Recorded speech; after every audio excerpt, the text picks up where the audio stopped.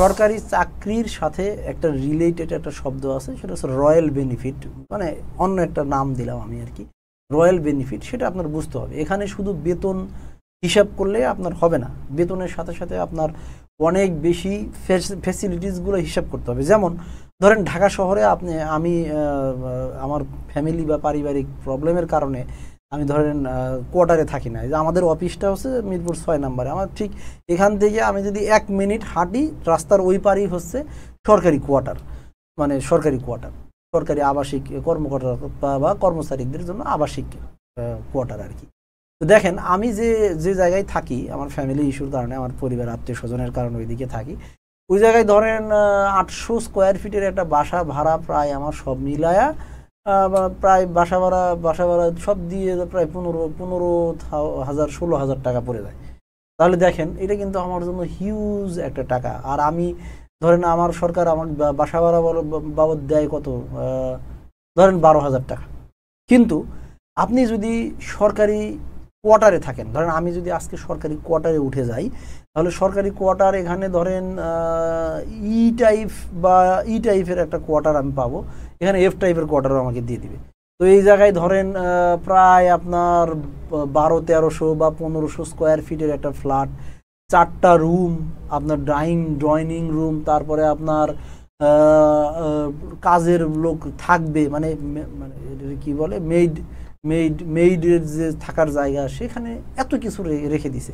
এই বাসাটা যদি আপনি ঢাকা শহরের মতো জায়গায় যদি আপনি ভাড়া নিতে যাইতেন, যদি আপনি বাইরে থেকে ভাড়া নিতে যাইতেন, আপনার মিনিমাম ৩৫,০০০ টাকা বাসা ভাড়াই লাগতো। সার্ভিস চার্জ, হ্যান ত্যান, এগুলা সব কিছু দিয়ে 40+, মানে আমার পুরো বেতন চলে যেত এই বাসা ভাড়ার পিছনে, যদি আমি বাইরে কোথাও নিতাম। তাহলে আপনি যদি কোনো প্রাইভেট চাকরি করেন বা কোনো জায়গায় চাকরি করেন, তাহলে আপনি সরকারি কোয়ার্টারে নিশ্চয়ই উঠতে পারবেন না।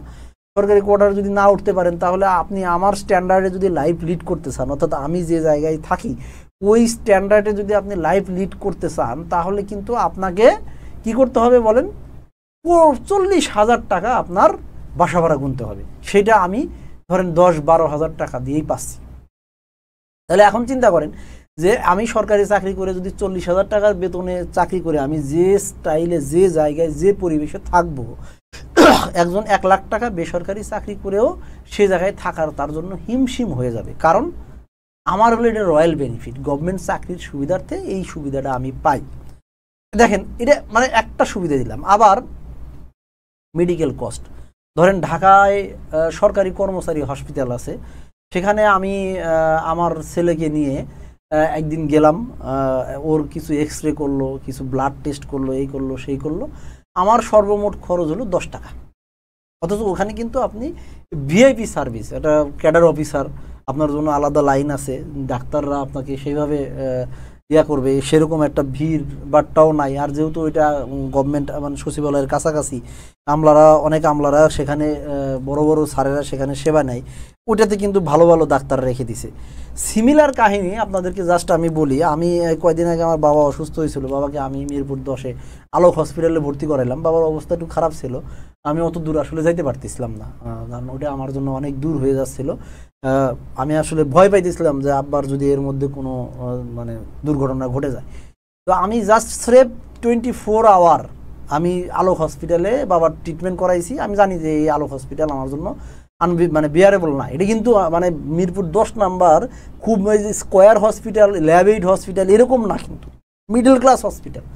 উইদিন 24 আওয়ার আমার বিভিন্ন টেস্ট, বিভিন্ন মেডিসিন, বেড ভাড়া, এই সেই, তাও কোনো কেবিন না, কিন্তু জেনারেল ওয়ার্ড, এক্সট্রা কোনো কেবিন না। এক্সট্রা কেবিন হলে আরও ১০,০০০ টাকা প্লাস হয়ে যেত। আমার 18,000 টাকা বিল আসছে, 18,০০০ টাকা, 18,০০০ টাকা আমার বিল আসছে। অথচ আমি যদি তাকে সামহাও সরকারি কর্মচারী হাসপাতালে নিয়ে যেতে পারতাম, সরকারি কর্মচারী হাসপাতালে আমি, আমার ফ্যামিলি এবং আমার বাবা মা, মানে পরিবারের একটা সংজ্ঞা আছে সরকারি চাকরিজীবীদের মানে বইয়ের মধ্যে, পরিবার বলতে কাদের বোঝায় সেটা লেখা আছে। সেখানে বলা আছে যে পরিবার মানে হচ্ছে আপনার স্ত্রী, সন্তান আর হচ্ছে আপনার বাবা মা। এটা ওই যে গত 15 সালে যখন পে স্কেল ঘোষণা করছে, তখন এই জিনিসটা দিছে আর কি, আপনার উপর ডিপেন্ডেবল বাবা মা। এটা তো তাদেরকে আপনি নাম এন্ট্রি দিলে, তারা যখন গিয়ে আপনার কথা বলবে যে আপনি একজন ক্যাডার অফিসার, আমি তার বাবা, আমি তার মা, তখন তাদেরকে সেম সম্মানের ট্রিটমেন্টটা দেওয়া হবে। একই মানে ওখানে কিন্তু আমি গেলে আমার সর্বোচ্চ 100 টাকা খরচ হতো, এর বেশি খরচ হতো না। তাহলে আপনি দেখেন বেতন কিন্তু আমার 40,000 টাকা, কিন্তু অন্য একজন মানুষ যদি 1.5 লাখ টাকা বেতনের উনি যদি ট্রিটমেন্ট করতে যাইতো ওনার বাবার বা ওনার নিজের হুট করে, তাহলে ওনার এরকম ধরেন 5 দিন যদি কোনো বেসরকারি হাসপাতালে থাকা লাগতো, তার প্রায় 1 লাখ 2 লাখ টাকা চলে যেত। আমি ধরেন যে সরকারি কর্মজীবী হাসপাতালে যদি 1 মাসও থাকি, আমার ধরেন খুব একটা খরচ হবে না। তাহলে এই যে আমার আবার এই প্রাইভেট হসপিটালের চাইতে আমার সরকারি হসপিটালের চিকিৎসা ব্যবস্থা, পরিবেশ, লজিস্টিক সাপোর্ট, এভরিথিং, মানে আপনার ল্যাব থেকে ডায়াগনস্টিক সব কিছুই অনেক হায়ার। কারণ গভর্নমেন্ট যখন কোনো কিছু কিনে তখন কম দামের জিনিস কিনে না। আপনারা হয়তো ভাবতে পারেন গভর্নমেন্ট অনেক টাকার বিল করে, হ্যাঁ অনেক টাকা বিল করে, কিন্তু কখনো কম দামের জিনিস কিনে না। খুব ভালো ভালো জিনিস কিনে হইতে পারে, সেটা চালাইতে গিয়ে মানে অযত্নে অবহেলায় নষ্ট হইতে পারে। কিন্তু গভর্নমেন্টে আমি দেখছি, আমি নিজেও যেহেতু ইঞ্জিনিয়ার, আমার প্রকিউরমেন্টে অনেক কাজ করতে হয়, সরকার আমাদের কখনোই কম টাকা দেয় না, আর আমরাও কখনো কম দামের জিনিস কিনি না। আমরা খুব ভালো ভালো জিনিস কেনার চেষ্টা করি সবসময়।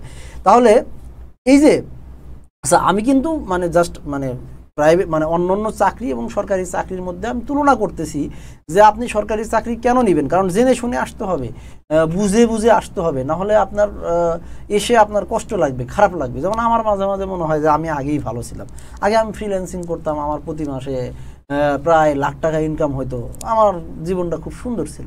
এখন মনে হয় যে সরকারি চাকরিতে এসে আমার ইনকাম কমে গেছে, আমার এখন চলতে সমস্যা হয়, এরকম আমার মাঝে মাঝে মানে সাফোকেশন লাগে। ঠিক আছে, হয়তো বা আমি এই যে বেনিফিটগুলো জানি, রয়্যাল বেনিফিটগুলো জানি, এই জন্য আমার এত খারাপ লাগে না, এত কষ্ট লাগে না, এত বিরক্ত লাগে না। বাট আপনাদের ম্যাক্সিমাম মানুষ কিন্তু এই জিনিসটা জানেন না। তা যারা মানে জানেন না তাদের জন্য আজকে আমি বলতেছি যে আপনি কেন সরকারি চাকরি চান, এই রিজনটা যদি আপনি মানে, যেহেতু এটা ক্যারিয়ার আড্ডা, তো ক্যারিয়ার হিসেবে আমরা যেহেতু সরকারি চাকরি নিয়ে কথা বলি, ক্যারিয়ার হিসেবে সরকারি চাকরিটা আসলে কেমন সেটা নিয়ে আমি কথা বলবো। আমি পজিটিভ সাইডগুলো বলা শুরু করছি, আমি ধীরে ধীরে নেগেটিভ সাইডগুলোও বলবো, হ্যাঁ, যে এখানে প্রবলেম কী। তারপরে আপনারা পজিটিভ নেগেটিভ দুইটা চিন্তা করবেন, চিন্তা করে দেখবেন যে আসলে আপনার কি দরকার, আপনার লাইফস্টাইলের সাথে কোন জায়গাটা যায়, সেই দিকে আপনি আপনার ক্যারিয়ারটা করবেন। ঠিক আছে।